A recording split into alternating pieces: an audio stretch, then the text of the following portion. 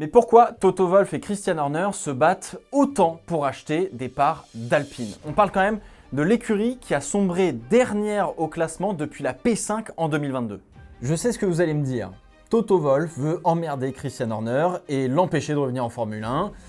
Et alors, oui et non, parce que ici c'est un peu confondre cause avec conséquence. Alors évidemment, l'histoire va immensément plus loin qu'une simple guerre d'ego entre deux pontes de la Formule 1, car là, on pourrait carrément parler de l'arrivée d'un constructeur chinois en Formule 1. Alpine est une écurie de Formule 1 et donc un actif financier de plus de 2 milliards de dollars pour le groupe Renault, et la valorisation des écuries de Formule 1 ne fait que croître et ça risque d'être le cas pour encore quelques années. Et on va d'abord faire un point sur la situation d'Alpine. Donc il y a un attrait financier phénoménal sur le monde de la Formule 1 et quand des parts d'une écurie se retrouvent sur le marché, en vente, et bien forcément tout le monde se précipite et des jeux politiques, économiques et de pouvoir se mettent forcément en place. Sauf que évidemment, tout le monde n'a pas les mêmes intentions quand il se positionne pour racheter les parts d'une écurie et en particulier celle de Alpine F1. On va donc dresser le tableau ensemble sur les intentions de Toto Wolff, de Christian Horner et peut-être de d'autres acteurs. Et même si François Provost, le nouveau CEO du groupe Renault, a une aversion pour le sport automobile a priori, c'est un négociateur absolument féroce. Il détient ce que tout le monde veut et ça lui donne forcément un levier de négociation pour tout le groupe Renault, au-delà du simple cadre de la Formule 1 et de l'image de marque qui, aujourd'hui, je trouve, est un peu désastreuse pour Alpine. Et là, on ne peut que spéculer sur les intentions du patron de Renault, même si j'aimerais mettre ma petite pièce que c'est loin d'être joué pour Toto Wolff, Christian Horner ou d'autres pour le coup. Car la question finale que tout le monde se pose, c'est qui aura l'argent et surtout qui aura la bénédiction de François Provost pour racheter les parts d'Otro Capital chez Alpine. Bienvenue dans le bureau des Piranhas. Aujourd'hui, on ouvre un gros dossier, celui d'Alpine en Formule 1. Bon alors, j'aimerais commencer par une question. Comment une écurie qui passe de P5 à dernier au championnat arrive à quand même gagner de la valeur? Les performances d'Alpine jusqu'en 2025 sont catastrophiques. La voiture était en surpoids en 2024, les pilotes se sont tapés dessus, on a pointé du doigt le moteur quand c'était juste de l'incompétence britannique sur la boîte de vitesse, et on a changé de tête managériale tous les ans.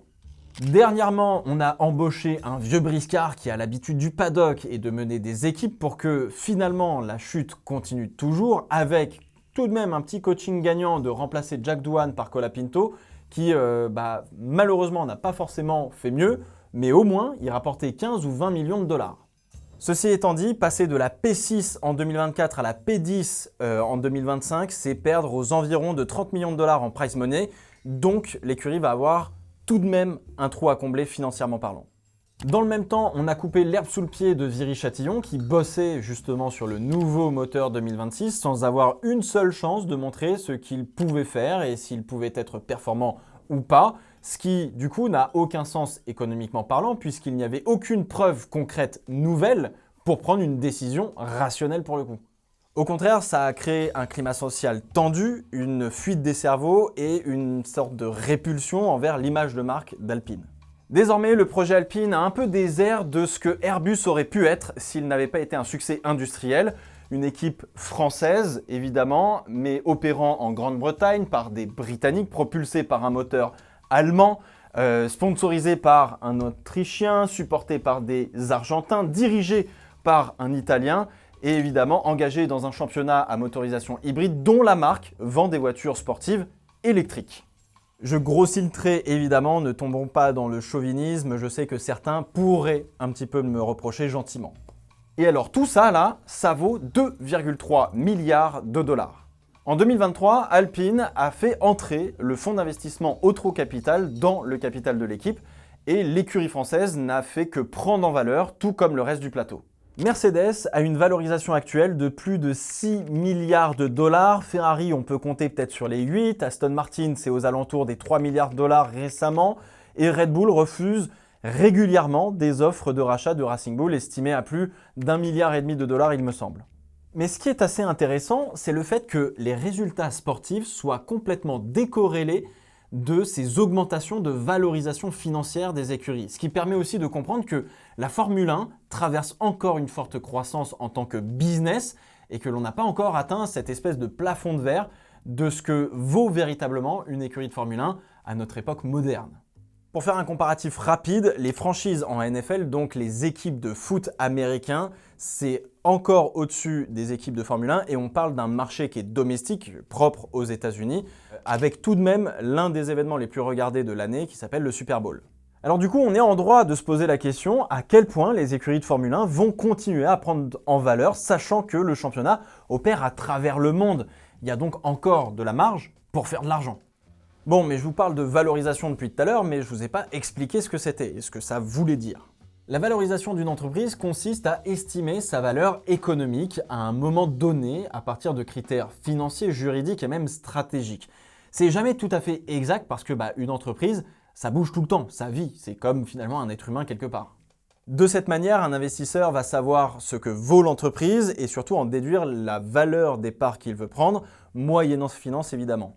En 2023, au moment de l'entrée d'Otro Capital en Formule 1 et dans le capital d'Alpine, Alpine a été valorisé à plus de 900 millions de dollars. Et aujourd'hui, en 2026, Otro Capital veut vendre ses parts et donc cela provoque une nouvelle valorisation de l'écurie qui se situe aux alentours des 2,2 milliards de dollars et certains vont même valoriser cette écurie jusqu'à 2,5 milliards de dollars.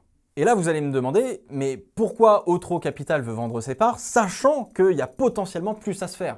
C'est légitime comme question. En 3 ans à peu près, et en ayant investi plus de 200 millions de dollars pour prendre 24% des parts d'Alpine F1, Otro va réussir à ressortir avec plus de 600 millions de dollars. Rien que ça, on est globalement sur un x3 en 3 ans. C'est pas sûr que le livret A puisse faire à peu près la même chose en termes de rentabilité. En fait, Otro Capital reste un jeune fonds d'investissement et en début d'activité entre guillemets, les fonds d'investissement doivent construire logiquement leur réputation et montrer qu'ils sont capables de sortir de la performance réelle. C'est-à-dire entrer, faire une plus-value, sortir et donc inscrire dans le marbre entre guillemets si vous préférez qu'un investissement avec eux, ça s'est bien passé et surtout c'est positif. A priori, ils sont déjà sur un prochain projet pour créer un truc nommé Big 12 Conference College Sports, il me semble, mais je n'ai pas beaucoup plus d'infos que ça. Évidemment qu'ils vont négocier pour faire une belle sortie et prendre le plus possible, mais le plus important, c'est de sortir et d'écrire dans le marbre, entre guillemets, encore une fois, qu'ils ont fait une performance pour attirer de futurs investisseurs. Ça y est, c'est marqué dans leur livre, entre guillemets, qu'ils ont réussi à faire quelque chose. Et maintenant, on arrive au cœur du sujet sur qui va racheter ces précieuses parts d'Otro Capital qui ont triplé en 3 ans. Est-ce que c'est Christian Horner, Toto Wolff, Renault directement ou peut-être, je ne sais pas, quelqu'un d'autre. Mais quoi qu'il arrive, il va falloir un peu se bouger pour racheter ses parts et on va explorer ensemble de savoir qui pourrait les racheter. Bon alors vous vous souvenez tous du départ surprise de Christian Horner de chez Red Bull en milieu d'année dernière. Je vous avais fait une vidéo, vous savez, sur la chute de Red Bull à l'époque qui retraçait ce qu'il s'était passé jusqu'à la prise de fonction finalement de Laurent Mekies. Mais j'avais finalement que très peu parlé de Christian Horner et un peu de son avenir et donc aujourd'hui, on va pouvoir faire un petit peu le point. Christian Horner avait un contrat pour encore quelques années, donc Red Bull a dû lui payer une indemnité de rupture de contrat. Aujourd'hui, les rumeurs parlent d'un montant de 100 millions de dollars, ce qui, a priori, est pas rien en soi. Alors, vous pouvez aussi ajouter une période de garden leave, entre guillemets, ou ce qu'on appelle du jardinage, plus communément. Globalement, ça l'éloigne du paddock de Formule 1 et c'est aussi pour cela qu'on ne l'a pas revu dans le paddock depuis. Ce garden leave, ce jardinage doit se terminer courant avril 2026, donc on risque de revoir sa tête un peu popper de temps en temps dans le paddock. Ce qui serait intéressant, c'est de savoir où est-ce que ça va repopper, dans quelle écurie. Mais ce qui est sûr, c'est que Christian Horner n'en a pas fini avec la Formule 1, il veut revenir, mais pas à n'importe quelle condition. Et entendez par là que s'il venait à reprendre un rôle de team principal, eh bien, il le ferait que si, et seulement si, il prend des parts dans une écurie, bref, qu'il a un siège à la table des grands, qu'il devient actionnaire. Sauf que, vous l'avez deviné, 100 millions de dollars pour prendre des parts d'une écurie de Formule 1 et surtout en ayant le contrôle majeur de la structure comme il le voudrait, ça fait clairement pas assez. Même si on prend en compte son carnet d'adresses, ça c'est le petit WhatsApp, ou tout simplement son expérience de plus de 20 ans en Formule 1 à haut niveau avec tous les succès qu'on lui connaît, ça va pas suffire. Dans un premier temps, courant 2025, on a vite parlé de Christian Horner chez Aston Martin, étant peut-être l'homme de la situation et où Lawrence Stroll pourrait se défaire peut-être d'une partie de ses propres parts parce que là, il y a quand même une gymnastique financière qui est en train de se faire du côté de chez Aston Martin, sauf que Adrian Newey a pris le leadership de l'écurie et du coup Horner s'est dirigé vers une autre écurie qui fait complètement sens, Alpine. Bon, dernièrement, c'est un peu le bordel et Aston Martin cherche un nouveau team principal et tous les médias rapportent à l'heure où on enregistre cette vidéo que Jonathan Whitley serait celui qui viendrait prendre ce rôle.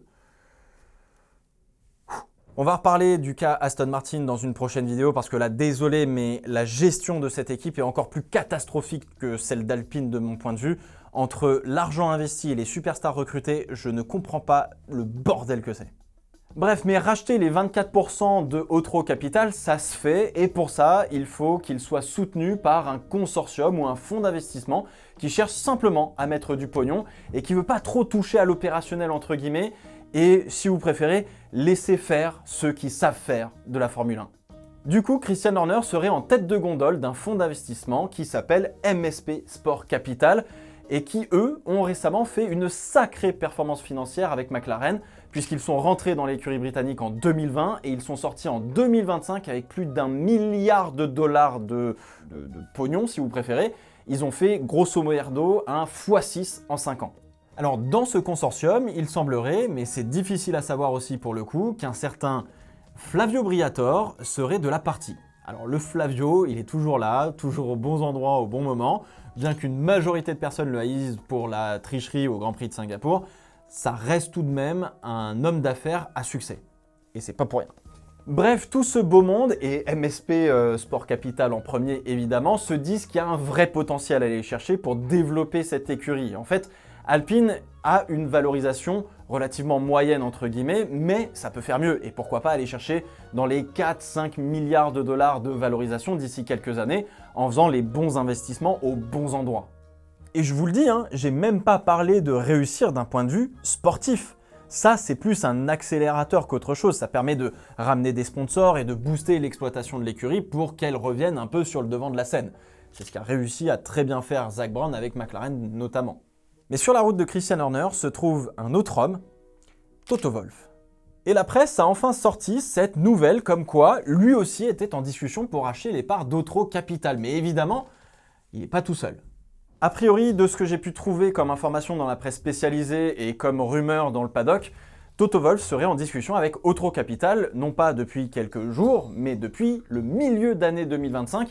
Et contrairement à ce que les médias relataient, ce n'est pas pour acquérir les parts en son nom propre, mais pour celui des actionnaires de Mercedes F1, donc c'est-à-dire Toto Wolff à travers sa structure, sa holding, Mercedes tout court et Ineos avec Jim Ratcliffe. D'ailleurs, en novembre dernier, Toto Wolff a vendu 15% des parts de sa société à un certain George Kurtz.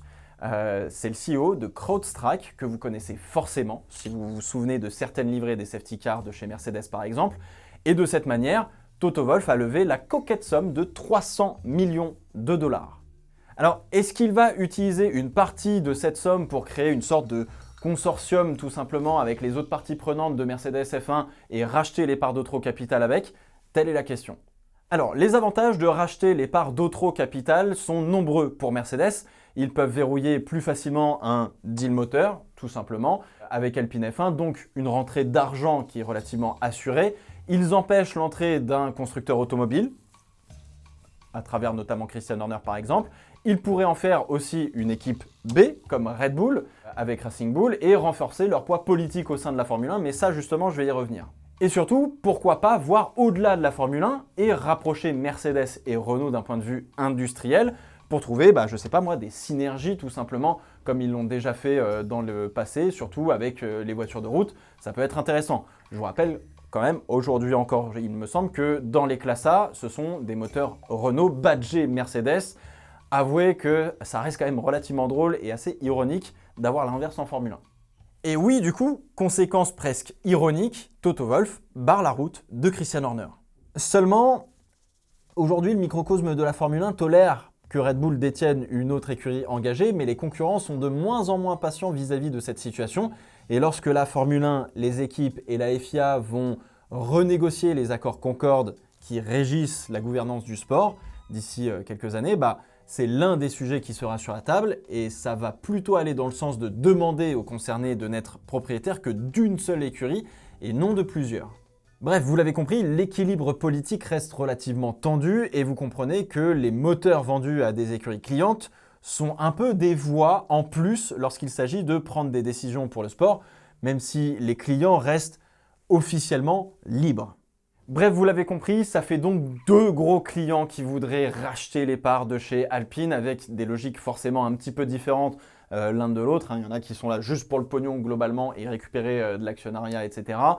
Mais il y en a peut-être aussi un 3e. Mais pour en parler, il faut d'abord faire un détour par le groupe Renault et tenter de deviner la stratégie de cet homme-là qui s'appelle François Provost et c'est le nouveau CEO du groupe Renault.